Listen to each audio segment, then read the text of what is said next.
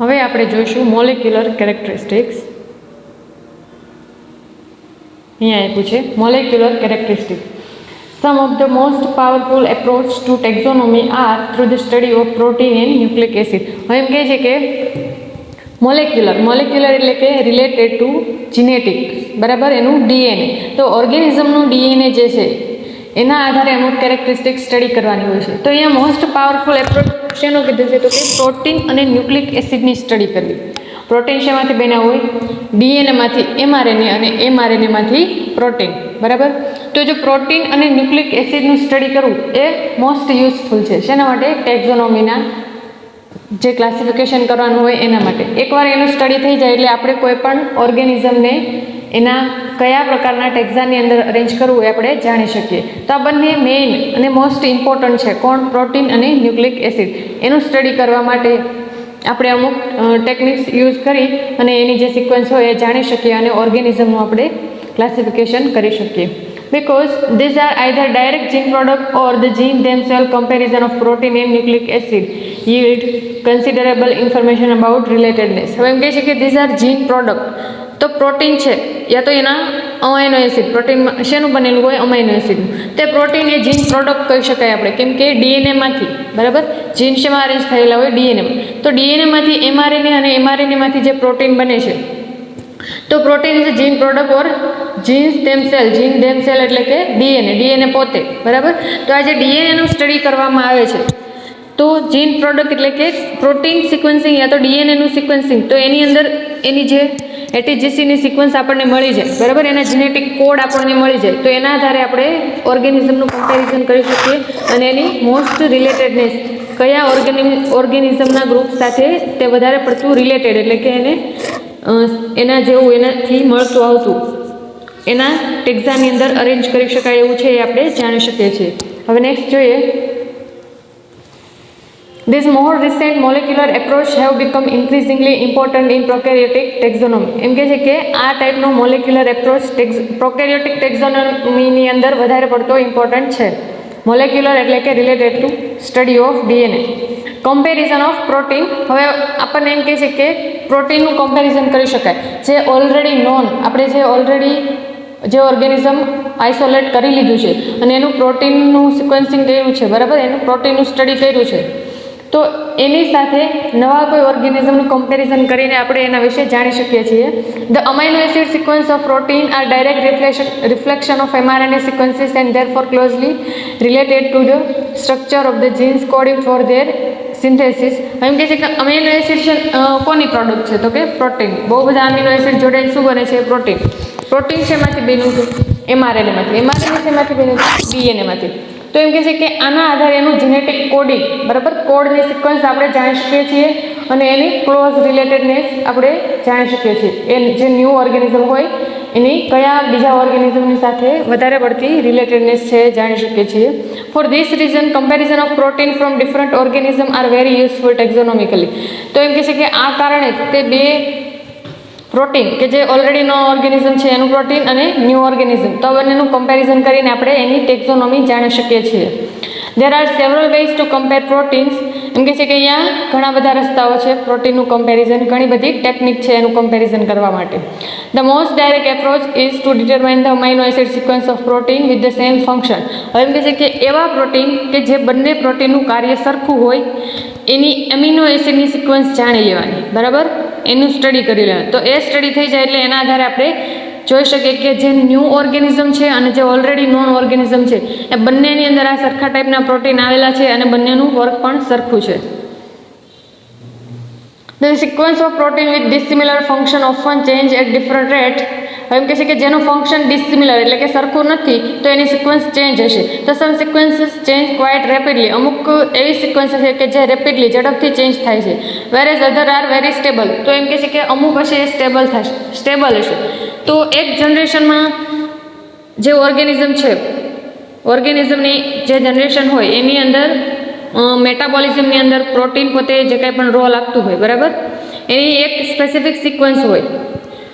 એ next જનરેશનમાં જાય એટલે એ જે પ્રોટીનનું વર્ક એના એન્સેસ્ટરમાં હતું એવું જ વર્ક એના ઓફસ્પ્રિંગમાં એટલે કે એના જે ચાઇલ્ડ માઇક્રો ઓર્ગેનિઝમ હોય એની અંદર પણ એ જ વર્ક હોય તો એની સિક્વન્સ સેમ રહેશે. અને અહીંયા એમ કીધું છે કે મોટા ભાગે સ્ટેબલ હોય, એનું ફંક્શન બદલાતું નથી. ધારો કે કોઈ પ્રોટીન ઇન્હિબિટર પ્રોટીન છે તો એ પછી ઇન્હિબિટર પ્રોટીન તરીકે જ વર્ક કરે છે, એ ક્યાંય એન્હાન્સર બનતું નથી. રેરલી એવું બને કે એની સિક્વન્સ ચેન્જ થાય અને એનું ફંક્શન ચેન્જ થાય. તો આના આધારે પણ આપણે જાણી શકીએ છીએ. Nevertheless, if the sequence of protein with the same function are similar, the organism possessing they are probably closely related. હવે એમ કહે છે કે જો બંનેનું ફંક્શન સરખું હોય, એની સિક્વન્સ પણ સરખી હોય, તો એનો મતલબ એમ કે બંને ઓર્ગેનિઝમ એકબીજાથી મળતા આવે છે. The sequence of cytochrome and other electron transport protein, histone, heat shock protein, transcription and translation protein, and a variety of metabolic enzymes have been used in taxonomic study. તો અહીંયા જુદા જુદા પ્રકારના પ્રોટીન્સ અને એનો રોલ આપ્યો છે, બરાબર. ટ્રાન્સફર પ્રોટીન પોતે અમુક એલિમેન્ટ્સ હશે જે સેલને જરૂરી હશે સાઇટોપ્લાઝમની અંદર, એનું ટ્રાન્સપોર્ટ કરતા હશે. હિસ્ટોન પ્રોટીન ડીએનએ પેકેજિંગમાં હશે. હિટશોક પ્રોટીન એ પ્રોટેક્ટિવ અગેન્સ્ટ હિસ્ટ, બરાબર, પ્રોટેક્ટિવ અગેન હીટ, કે જે હીટની ઇફેક્ટ નથી થવા દેતા કોની ઉપર, ડીએનએ યા તો કોઈ અંદર જે સેલ બ્રસ્ટ થવાની પ્રોસેસ સ્ટોપ કરી શકે છે, કોણ, હિટશોક પ્રોટીન. તો આ રીતના બધા પ્રોટીનનો જે રોલ આપ્યો છે, તો આ બધા પ્રોટીનનું જે કોડ યા તો એના અમીનો એસિડનો કોડ જાણીને આપણે એનું સિક્વન્સ જાણીને એની સ્ટડી કરી શકીએ છીએ, કે જે ટેક્ઝોનોમિક સ્ટડીની અંદર મોસ્ટ યુઝફુલ છે. Because protein sequences is slow and expensive, more indirect method of comparing protein frequently have been employed. એમ કીધું છે કે પ્રોટીન સિક્વન્સિંગની પ્રોસેસ એકદમ સ્લોલી એટલે કે એકદમ ધીમે થાય છે, પણ એ એકદમ એક્સપેન્સિવ એટલે કે બહુ ખર્ચાળ પ્રોસેસ છે. The electrophoretic mobility of protein is useful in studying relationship at the species and subspecies level. તો અહીંયા એક બીજી એક ટેકનિક આપી છે, કઈ, ઇલેક્ટ્રોફોરેટિક.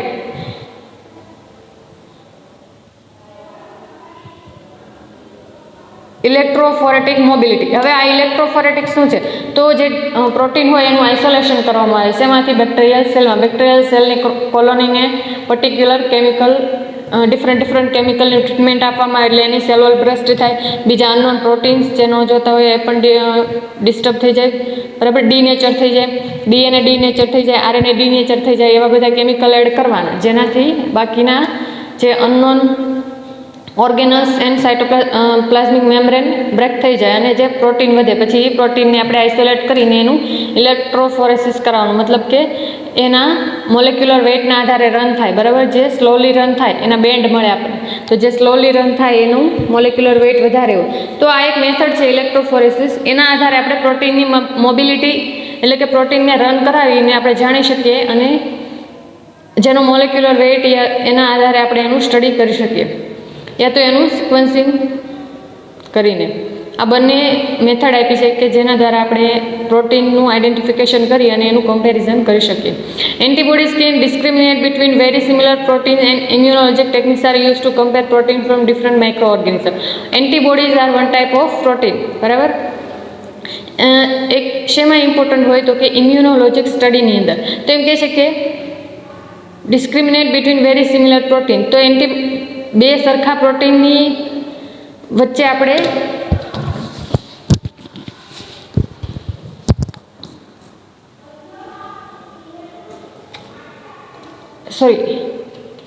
બરાબર. Antibody they are one type of protein. They are if they work for the detection of antigen and killing of antigen. તો એમ કહે છે કે બંને સરખા પ્રકારના પ્રોટીનની વચ્ચે આપણે એને જુદા પાડી શકીએ છીએ. શું કામ, તો કે એ જુદા જુદા પ્રકારના એન્ટીજન જોડે બાઇન્ડિંગ કરી અને વર્ક કરે છે. તો એના આધારે પણ આપણે એને જુદા પાડી શકીએ. જો પર્ટિક્યુલર એન્ટીબોડી હશે, પર્ટિક્યુલર પ્રોટીન હશે, તો એ સ્પેસિફિક ટાઈપના એન્ટીજન સાથે બાઇન્ડિંગ કરી શકશે, બરાબર. અને જો બાઇન્ડિંગ નહીં કરી શકે તો એ ટાઈપનું એન્ટીબોડી નહીં હોય. તો આવી રીતના આપણે બંનેને એકબીજાથી જુદા પાડી શકીએ છીએ અને માઇક્રો ઓર્ગેનિઝમ બંને સેમ છે કે નહીં એ પણ આપણે જાણી શકીએ છીએ. Enzymological studies are also important. The physical, kinetic and regulatory properties of enzyme have been employed in taxonomic study. Enzymes are also one type of protein. તો એના આધારે પણ એની physical and kinetic regulatory properties of enzyme have been employed in taxonomy, બરાબર. Regulation, enzyme regulation એટલે કે enzyme જે અમુક સેલ્યુલર પ્રોસેસ હોય એમાં પોતે યા તો એન્હાન્સર એટલે કે પ્રોસેસ આગળ વધારવામાં યા તો ઇન્હિબિટર એટલે કે પ્રોસેસને સ્ટોપ કરવામાં ઇન્હિબિટ કરવામાં રોલ આપતા હોય. તો આવા પ્રકારના એન્ઝાઇમ્સનું સ્ટડી કરીને પણ આપણે એનું સિક્વન્સિંગ કરીને આપણે એનું કમ્પેરિઝન કરાવી શકીએ અને કમ્પેરિઝનના આધારે આપણે ઓર્ગેનિઝમનું કયા ટેક્ઝામાં અરેન્જ કરવા એ જાણી શકીએ છીએ. ધેન હવે છે nucleic acid base composition. Microbial genome can be directly compared and taxonomic similarity can be estimated in many ways. The first and possibly the simplest technique to be employed is the determination of DNA based composition. હવે જેમ આપણે આગળ જોયું કે જીન product એટલે કે પ્રોટીનનું comparison કરતા હતા એમ અહીંયા ડાયરેક્ટ જીન બરાબર ડાયરેક્ટ ડીએનએ જેનેટિક મટીરિયલનું કમ્પેરિઝન કરીને પણ આપણે ઓર્ગેનિઝમ વિશે જાણી શકીએ છીએ. તો એનું જે ડીએનએ સિક્વન્સ હોય એનું જે ડીએનએનું કમ્પોઝિશન એટીજીસીની સિક્વન્સ છે એ જાણી અને એને કમ્પેર કરીને આપણે માઇક્રો ઓર્ગેનિઝમ વિશે જાણી શકીએ છીએ. DNA contains 4 purine and pyrimidine bases, adenine and guanine, cytosine and thymine બરાબર. તો આ 4 ATGC એ બેઝ છે ન્યુક્લિક એસિડ બેઝ. તો એના વિશે જાણવું એની સિક્વન્સ જાણવી જરૂરી છે. In double standard DNA pair with A pair with T and G pair with C બરાબર. A T સાથે જોડાય છે ડબલ હાઇડ્રોજન બોન્ડથી અને G છે એ C સાથે જોડાય છે ટ્રિપલ હાઇડ્રોજન બોન્ડથી. તો આવી રીતના એનું બેન્ડિંગ થાય છે અને એ ડીએનએની સિક્વન્સની અંદર અરેન્જ થયેલા હોય છે. આ એનું કમ્પોઝિશનની વાત કરી છે. તો નેક્સ્ટ જોઈએ thus the G+C/A+T ratio or a GC content એને શું કહેવાય GC content the percent of GC in DNA reflects the base sequence and varies with sequence changes as follow. એમ કહે છે કે તો જેમ જેમ ડીએનએની સિક્વન્સમાં ચેન્જ આવતો જાય એમ જીસી કન્ટેન્ટ બરાબર પર્સન્ટ ઓફ જીસીનો રેશિયો બદલાતો જાય. તો આના આધારે પણ આપણે જાણી શકીએ કે કયું ઓર્ગેનિઝમ કોના સાથે વધારે રિલેટેડ છે. એના માટે એક ફોર્મ્યુલા આપ્યું છે mall percent G+C is equal to GC/GCAT multiply 100. તો આના આધારે આપણે એના જીસી પર્સન્ટ કાઢી શકીએ છીએ કે ટોટલ જે આપણને ખબર છે કે ડીએનએ બહુ લાંબુ હોય છે બરાબર. તો એની અંદર એટીજીસી એજીટીસી કઈ રીતે સિક્વન્સ હોય એ દરેક ઓર્ગેનિઝમમાં અલગ અલગ હોય બરાબર. તો એમાં ટોટલ જી અને સી કેટલી વાર આવે છે કેટલા પર્સન્ટ GC છે એ રેશિયો આપણે જાણીને પણ એનું કમ્પેરિઝન કરી શકીએ. The base composition of DNA can be determined in several ways. યા તો બીજા ઘણા એવા વેઝ છે એના થ્રુ પણ આપણે જીસી રેશિયો જાણી શકીએ. Although the GC content can be ascertained after hydrolysis of DNA and analysis of its bases with high performance liquid chromatography. Physical method are easy and more often used. એમ કહે છે કે એક પ્રકારની HPLC જેને chromatographic method કહેવાય છે બરાબર. એના દ્વારા આપણે જીસી કન્ટેન્ટ જાણી શકીએ છીએ કોનું ડીએનએનું હાઇડ્રોલિસિસ થાય અને એમાં જે રિમેનિંગ જીસી કોન્ટેન્ટ હોય એ આપણે ક્રોમેટોગ્રાફિક મેથડ દ્વારા જાણી શકીએ છીએ. તો the GC content often is determined from the melting temperature of DNA. યા તો જીસી કન્ટેન્ટ જાણવું હોય તો એના માટે આપણે મેલ્ટિંગ ટેમ્પરેચર બરાબર એ કેટલા ટેમ્પરેચરે મેલ્ટ એટલે કે ઓગળે છે અને બંને ડીએનએની સ્ટ્રેન એકબીજાથી જુદી પડે છે. એની વચ્ચે જે હાઇડ્રોજન બોન્ડ હોય એ બ્રેક થાય છે અને બંને સ્ટ્રેન એકબીજાથી જુદી પડે છે. તો આ જે મેલ્ટિંગ ટેમ્પરેચર પણ જાણી શકીએ જેના આધારે આપણને ખબર પડે કે જીસી રેશિયો કેટલોક છે. અહીંયા નીચે મેથડ આપી છે હમણાં જોઈએ. In double stranded DNA 3 hydrogen bond joins GC base pair and 2 bond connect AT base pair બરાબર. એડેનિન અને થાઇમિન વચ્ચે ડબલ હાઇડ્રોજન બોન્ડ હશે જ્યારે ગ્વાનિન અને સાઇટોસિન વચ્ચે ટ્રિપલ હાઇડ્રોજન બોન્ડ હશે. As a result DNA with a greater GC content will have more hydrogen bond. એમ કહે છે કે જેમ GC content વધારે હશે એમ એની અંદર હાઇડ્રોજન બોન્ડ વધારે છે કેમ કે જીસીની અંદર 3 છે બરાબર. તો 3 હાઇડ્રોજન બોન્ડ તો જેમ જેમ હાઇડ્રોજન બોન્ડ વધતા જાય એનો મતલબ એમ કે જીસી કન્ટેન્ટ વધારે છે. And it strand will separate only at higher temperature. તો એમ કહે છે કે આ બંને વચ્ચેનો બોન્ડ જે હોય એને બ્રેક કરવા માટે વધુમાં વધુ ટેમ્પરેચર આપવું પડે. જેમ જીસી કોન્ટેન્ટ વધે એમ હાઇડ્રોજન બોન્ડ વધે અને હાઇડ્રોજન બોન્ડ વધે એમ આપણે મેલ્ટિંગ ટેમ્પરેચર વધુ આપવું પડે. That is it will have a higher melting point. તો મેલ્ટિંગ પોઈન્ટ વધારે હોય તો એનો મતલબ એમ કે એની પાસે જીસી કન્ટેન્ટ વધારે છે. DNA melting can easily follow spectrophotometrically because the absorption of 260 nanometer at ultraviolet light by DNA increase during strain separation. એમ કહે છે કે absorption at 260 nanometre ultraviolet light by DNA increase during strain separation. હા, એમ કહે છે કે જ્યારે ડીએનએનું strain separation થતું હોય, બરાબર, આ સેપરેશન મેથડ અને એનું જીસી કન્ટેન્ટ મેઝરિંગ કરવા માટે આપણે સ્પેક્ટ્રોફોટોમીટર નામના ઇન્સ્ટ્રુમેન્ટનો યુઝ કરી અને એ જે સ્પેક્ટ્રોફોટોમેટ્રી કહેવાય એનો યુઝ કરીને આપણે જાણીએ તો ડીએનએનું મેલ્ટિંગ ઇઝીલી થઈ જાય છે એમ કીધું છે. When a DNA sample is slowly heated the absorption increase as hydrogen bond are broken and reaches a plateau when all the DNA has become single stranded. એમ કહે છે કે જેમ જેમ એબ્ઝોર્પ્શન વધે અલ્ટ્રાવાયોલેટ લાઇટનું ડીએનએના સેમ્પલ દ્વારા જેમ જેમ એબ્ઝોર્પ્શન વધે એમ હાઇડ્રોજન બોન્ડ બ્રેક થાય, અને જેમ હાઇડ્રોજન બોન્ડ બ્રેક થાય એમ જે ડબલ સ્ટ્રેન્ડ હોય એમાંથી ડીએનએ કેવું બનતું જાય, સિંગલ સ્ટ્રેન્ડેડ. એનો મતલબ એમ કે એક લેવલ એવું આવે ત્યારે જ્યારે બધા હાઇડ્રોજન બોન્ડ બ્રેક થઈ ગયા હોય, બરાબર, ત્યાંથી લેવલ મેક્સિમમ થતું જાય તો ત્યાં આપણે એનું જીસી કન્ટેન્ટ જાણી શકીએ. મેલ્ટિંગ ટેમ્પરેચર, હવે અહીંયા આપણને મેલ્ટિંગ ટેમ્પરેચરની વાત કરી છે. તો the mid point of the rising curve gives the melting temperature a direct measure of the GC content. હવે એમ કહે છે કે એનો જે મીડિયમ પોઈન્ટ કે જ્યાં પ્રોસેસ ઇક્વલ થઈ જાય, એનો મતલબ એમ કે એમાં રહેલા બધા જીસી વચ્ચે જે ટ્રિપલ હાઇડ્રોજન બોન્ડ હતા એ બ્રેક થઈ ગયા, આપણને એક બાજુ એબ્ઝોર્પ્શન આપ્યું છે, એક બાજુ મેલ્ટિંગ કર્વ આપ્યો છે. તો એ જે ટેમ્પરેચર છે એને શું કહેવાય, તો કે ત્યાં એનું જીસી કન્ટેન્ટ મેઝર થઈ ગયું, બરાબર, એનો મિડ પોઈન્ટ કહેવાય. Since the density of DNA also increase linearly with GC content, the percent GC can be obtained by centrifuging DNA in a CSCl density gradient. या तो અહીંયા આપણને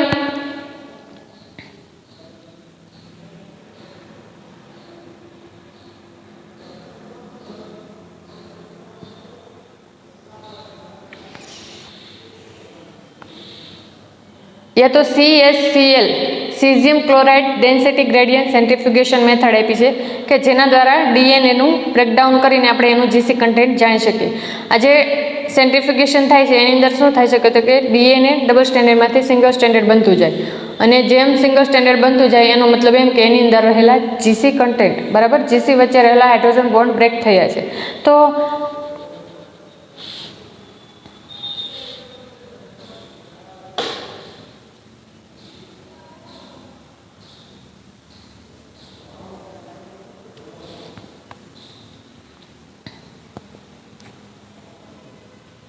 તો આ એક મેથડ દ્વારા પણ આપણે ડીએનએનું જીસી કન્ટેન્ટ જાણી શકીએ છીએ. The GC content of many micro organism has been determined. એમ કહે છે કે ઘણા એવા માઇક્રો ઓર્ગેનિઝમ છે જેનું જીસી કન્ટેન્ટ ઓલરેડી ડિટરમાઇન થઈ ગયું છે, બરાબર, અને એની બધી ડિટેલ્સ સ્ટોર થઈ ગઈ છે, એના ઉપર રિસર્ચ થઈ ગયું છે. પણ the GC content of DNA from animal and higher plant average around 40% and ranges between 30 and 50%. તો એમ કહે છે કે આ રેશિયો અરાઉન્ડ ઓલમોસ્ટ કેટલો બતાવે છે, તો કે 40%થી યા તો અરાઉન્ડ 30 to 50% આટલો રેશિયો બતાવે છે કે આ રેન્જમાં જીસી કન્ટેન્ટ હોય છે. શેની અંદર? ડીએનએની અંદર, જે ઓલરેડી સ્ટડી થઈ ગયું છે એના આધારે આ રેશિયો આપવામાં આવ્યો છે. હવે નેક્સ્ટ જોઈએ. In contrast, the DNA of both eukaryotic and prokaryotic microorganisms varies greatly in GC content. એમ કહે છે કે બંને યુકેરિયોટ્સમાં પણ જીસી કન્ટેન્ટ અલગ હોય છે અને પ્રોકેરિયોટ્સમાં પણ જીસી કન્ટેન્ટનો રેશિયો અલગ અલગ હોય છે. Prokaryotic GC content is the most variable ranging from around 25 to almost 80%. હવે એમ કહે છે કે પ્રોકેરિયોટની અંદર બહુ બધું વેરિએશન જોવા મળે છે. એમાં ઓછામાં ઓછું કેટલું, તો કે 25% જીસી કન્ટેન્ટ હોય, એ તો વધુમાં વધુ 80% પણ જીસી કન્ટેન્ટ હોઈ શકે છે. તો despite such a wide range of variation, the GC content of strain within a particular species is constant.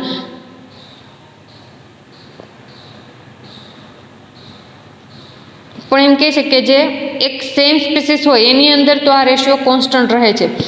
If two organism differ in their GC content by more than about 10%, their genomes have quite different base sequences. જો કોઈ પણ ઓર્ગેનિઝમની વચ્ચે around 10% જેટલું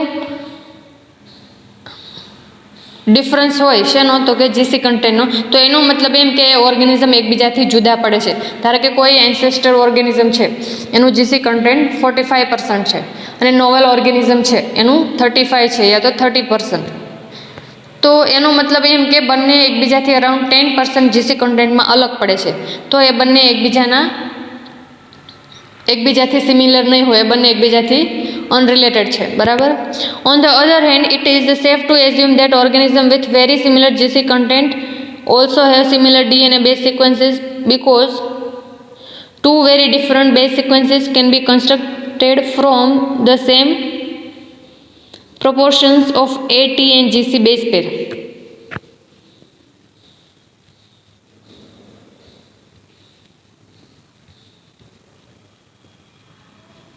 એમ કહે છે કે એવું જરૂરી પણ નથી કે બે ઓર્ગેનિઝમ વચ્ચે જીસી કોન્ટેન્ટ સેમ હોય, એનો મતલબ એમ કે એની સિક્વન્સ સેમ હશે. બરાબર.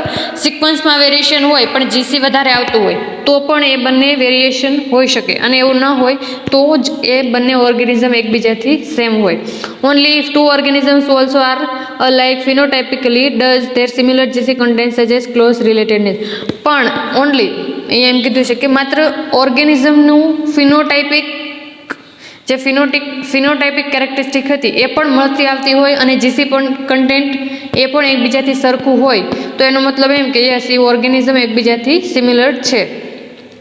GC content data are taxonomically variable at least two ways. એમ કે છે કે આ જીસી કન્ટેન્ટનો ડેટા શેના માટે, કઈ રીતે ટેક્ઝોનોમીની અંદર જે ક્લાસિફિકેશન કરવામાં આવે છે એના માટે ઇમ્પોર્ટન્ટ છે. તો અહીંયા જોઈએ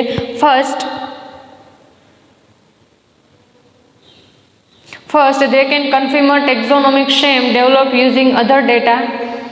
If organisms in the same taxon are too dissimilar in GC content, the taxon probably should be divided. એમ કહે છે કે એક તો એ એવું બતાવે છે કે જો એ બંનેનું જીસી પર્સન્ટ સરખું હશે તો બંને સેમ ટેક્ઝાની અંદર અરેન્જ કરી શકાય, પણ જો જીસી કન્ટેન્ટની અંદર વેરિએશન હશે તો એના ટેક્ઝા આપણે ડિવાઈડ કરવા જરૂરી છે. બરાબર. જીસી કન્ટેન્ટ સેમ ન હોય એનો મતલબ એમ કે બંનેના ટેક્ઝા બંનેને અલગ અલગ ટેક્ઝામાં ગોઠવવા પડે કોઈ પણ ઓર્ગેનિઝમ, નોવેલ ઓર્ગેનિઝમને. Second, GC content appears to be useful in characterizing prokaryotic genera since the variation within a genus is usually less than 10%, even though the content may vary greatly between genera.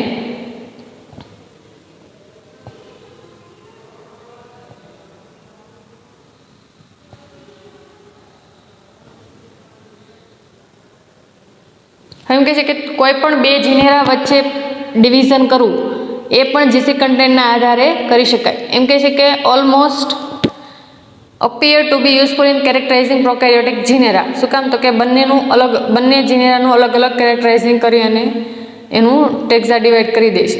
The variation within a genus is usually less than 10% even though the content may vary greatly between જીનેરા.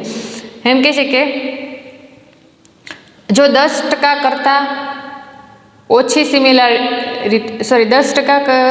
Difference હોય, બરાબર, એના કરતાં વધારે યા તો 10% કરતાં વધારે difference હોય એનો મતલબ એમ કે બંને અલગ અલગ જીનેરા છે તો એને અલગ અલગ ટેક્ઝાની અંદર અરેન્જ કરવા. તો આવું બધું જીસી કન્ટેન્ટ રેશિયો જાણવાથી પ્રૂફ થઈ શકે છે અને એના આધારે આપણે ટેક્ઝોનોમિકલ ક્લાસિફિકેશન ઇઝી થઈ જાય છે. તો એક મેઇન વે થઈ ગયો મોલેક્યુલર કેરેક્ટરિસ્ટિકની અંદર જીસી પર્સન્ટ રેશિયો જાણવો જરૂર છે, તો એ ટેક્ઝોનોમીનું જે ક્લાસિફિકેશન છે એકદમ ઇઝી કરી દે છે. For example, Staphylococcus has GC content of 30 to 80%, whereas Micrococcus DNA has 64 to 75 GC%. Yet, these two genera of gram-positive cocci have many other features in common. તો એમ કહે છે કે આ બંનેનું જીસી પર્સન્ટ પણ અલગ છે, પણ એના અમુક કેરેક્ટર એવા હશે કે જે કોમન હશે.